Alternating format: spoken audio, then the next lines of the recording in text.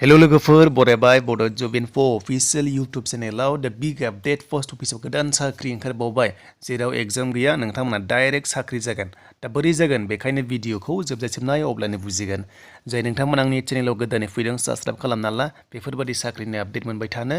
जेब्ला जों फैगोन अफिशियेल साइटआव दायो अनलाइन सोलिगासिनो दङ आरो लास्ट डेटआ 16 फेब्रुवारि जेराव नोंथांमोना माखासे डिटेल्सनि गेजेरजों अनलाइन खालामनांगौ स' बिनि सायाव भिडिअ फैगोन नोंथांमोना खालामग्रोनाङा जाहाथे मिस्टेक जायोब्ला नोंथांमोना रेजेक्ट जायो बायदि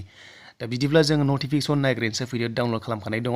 स' नोंथांमोना फर्स्ट वाइसआव नायोब्ला स' जों मोनदों बेनो जाबाय 40,889 अल इन्डिया स' बिनिफ्राय आसाम स्टेटआव एक्सट्रा भेकेन्सि दङ 335 जेराव नोंथांमोना लकेल लेंगुवेज रोंबानो जागोन एसामिस एन्ड बड' बांला स' नोंथांमोना जायखिजाया मोनसे रोंबानो जागोन आरो बेयाव हिन्जावफोर हौवाफोर नोंथांमोना इलिजिबल जागोन दा इलिजिबल जानो बेसेबां बैसो फरायनो नांगौ जों दानिया नायनोसै फैदो गोबाव खालामा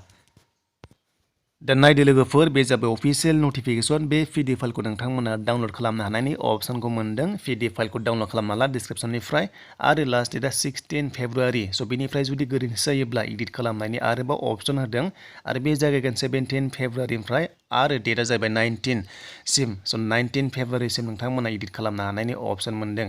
स्केल पे सेलारिखौ नायोब्ला बिपिएमआव नोंथांमोना 12,000निफ्राय जागायनानै 29,380 आरो एबिपिएमआव एबा डाक्सिबुकआव नायोब्ला 10,000निफ्राय जागायनानै 24,470 नोंथांमोना दान बान्था मोननो हागोन बे लिंकआव थुनाय लोगो लोगो डाइरेक्ट नोंथांमोना अनलाइन एप्लाइ लिंकआव थांनो हागोन स' नोंथांमोना लिंकआव नायबानो जाबाय स' बिनिफ्राय जब प्रफाइला मा जेरै पोस्ट अफिसाव मा खालामनांगौ नोंथांमोना बेखौ मिथिखायो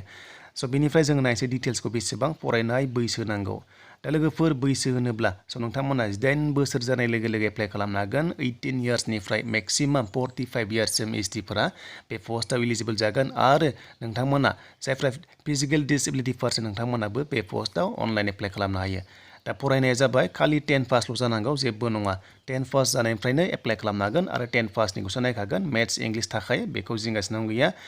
कम्पिउटार बेनिफ्राय साइकेल नोंथांमोना रोंनाय जानांगौ आरो अब्लानो बे पस्टआव नोंथांमोना इलिजिबल जानो हागोन बा एंगेज जानानै थानो हागोन कन्ट्रेक्चुअल हिसाबै